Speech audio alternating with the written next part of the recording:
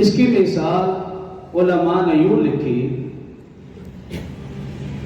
کہ انسان حج یا عمرہ کرتا ہے اپنے گناہوں کی معافی کے لیے،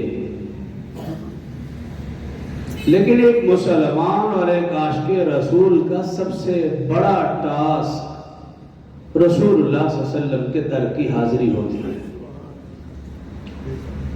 اور وہ جانتا ہے کہ اس سے پہلے جو میں اعمال کروں گا اس سے میرے گناہ تو معاف ہو ہی جائیں گے، لیکن اصل معاملہ ہے کہ جب میں رسول اللہ صلی اللہ علیہ وسلم کے در پر حاضری دوں تو میں گناہوں سے پاک صاف ہوں، میرا دل پاک صاف ہو۔ اب اس حاضری کے لیے کتنی دگو دو کرنی پڑی؟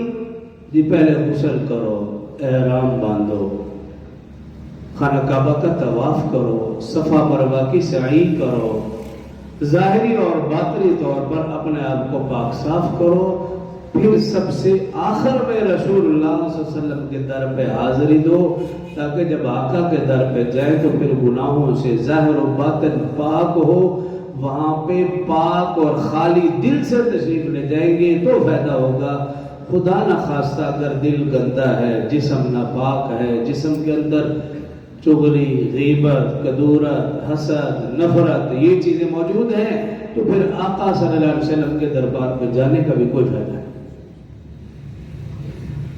تو بزرگان دین لکھتے ہیں کہ رمضان سے پہلے یہ دن ایسا ہی ہے کہ اللہ تعالیٰ چاہتے یہ ہے کہ رمضان آنے والا ہے، اس سے پہلے ایک دن ہمیں ملا،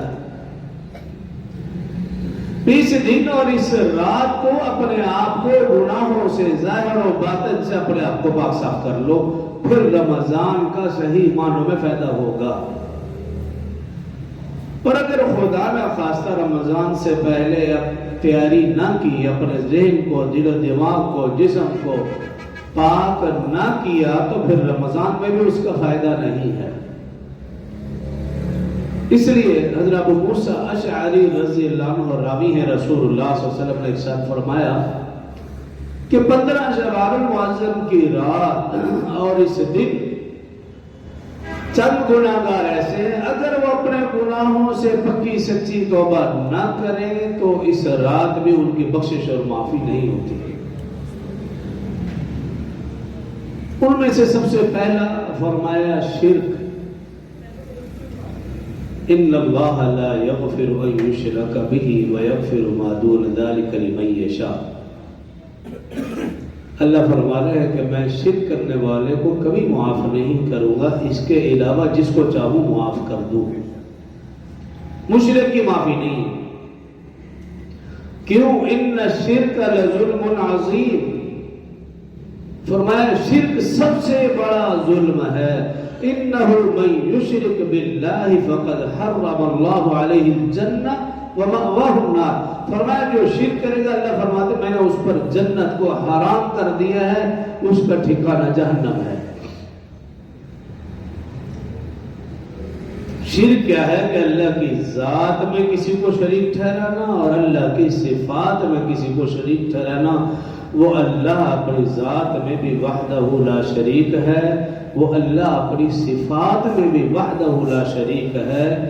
جس طرح وہ اللہ اپنی ذات میں وحدہ لا شریک ہے، اسی طرح اپنی صفات میں بھی جو صفات اللہ کی ہے وہ صرف اللہ کی ہے، وہ غیر اللہ کی نہیں ہے۔ اگر کوئی شخص اللہ والی صفات غیر اللہ میں ڈھونڈتا ہے تو یہ شرک ہے۔ مثال کے طور پر موٹی موٹی 2-3 نام لے لیتا ہوں، جیسے عالم الغیب صرف ایک اللہ کی ذات ہے،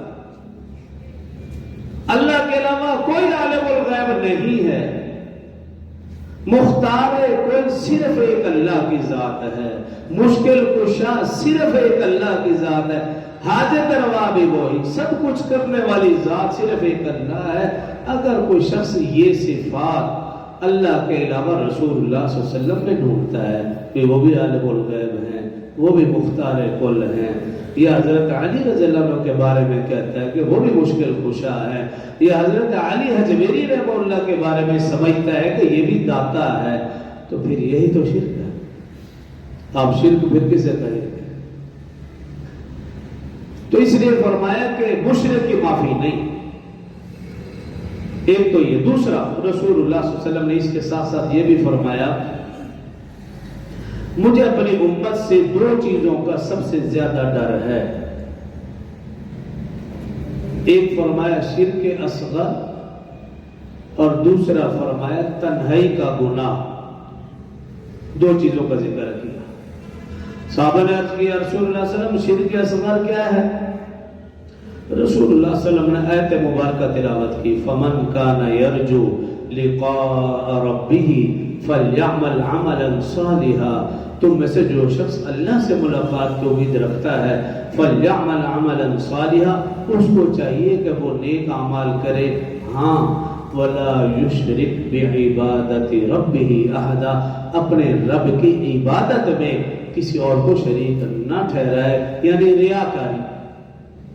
یہ ہے شرک اصغر کہ انسان کو نیک اعمال کرے اس لیے کہ لوگ سمجھیں یہ حاجی ہے، یہ غازی ہے، یہ نمازی ہے، یہ بڑا نیک ہے، یہ بڑا سخی ہے، یہ متقی ہے، یہ پرہیزگار ہے. تو یہ ریاکاری. فرمایا مجھے اپنی امت سے سب سے زیادہ ڈر شرک اصغر سے ہے، ریاکاری سے ہے. آج ہم دیکھتے ہیں کہ بعض اوقات یہ بیماری ہمارے اندر پائی جاتی ہے.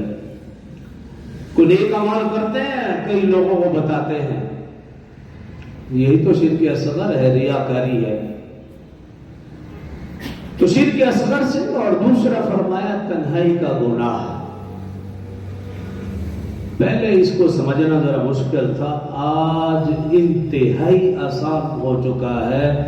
ہر خاص و عام جس کو آپ چاہیں کہ جب اس کے ہاتھ میں موبائل ہو اور وہ تنہا بیٹھا ہے، پھر آپ کیا سمجھتے ہیں کہ وہ قرآن پڑھ رہا ہوگا، وہ کوئی نعت سن رہا ہوگا. اگر 50% وہ کوئی نیک اعمال کرتا ہے تو کچھ نہ کچھ اس میں گناہ کا پہلو نکل ہی آتا ہے، کیونکہ یہ ہے ہی شیطانی چیز. مسجد میں بیٹھے، گھر میں بیٹھے، جہاں بھی بیٹھے، موبائل کھولنے کی دیر ہے تو بس پھر آپ سمجھ جائیں یہ گناہوں کا سمندر ہے. یہ تنہائی کا گناہ ہے. رسول اللہ صلی اللہ علیہ وسلم نے 1400 سال پہلے اس کا ذکر کیا تھا.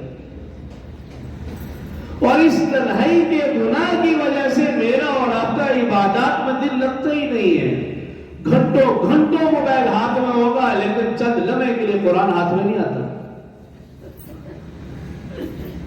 گھنٹوں گھنٹوں اس موبائل کے ساتھ دل لگی کر رہے ہیں، قرآن کے ساتھ، ذکر و اذکار کے ساتھ، تسبیحات کے ساتھ میرا اور آپ کا دل لگتا ہی نہیں ہے. دیکھ لیجئے کہ سلام پھیرنے کی دیر ہے، بعض لوگ تو دعا کا بھی انتظار نہیں کرتے. جو دعا کا انتظار کرتے ہیں دعا کے بعد مسجد خالی ہے، مجبوراً پھر بند کرنا پڑتا ہے.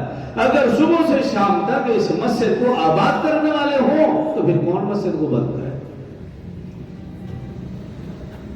تو تنہائی کا گناہ، اس سے رسول اللہ صلی اللہ علیہ وسلم مجھے اپنی امت سے سب سے زیادہ خطرہ شرک اصغر سے اور تنہائی کا گناہ. تو جہاں ہم شرک اکبر سے اپنے آپ کو بچائیں وہاں شرک اصغر کی طرف بھی دھیان دیں. کہیں ایسا تو نہیں کہ میں اور آپ شرک اصغر میں یا تنہائی کے گناہ میں مبتلا ہوں. اگر خدا نخواستہ ایسی صورت ہے تو رسول اللہ صلی اللہ علیہ وسلم نے کیا فرمایا؟ اس بخشش والی رات اور بخشش والے دن بھی ایسے شرک کرنے والے کی معافی نہیں.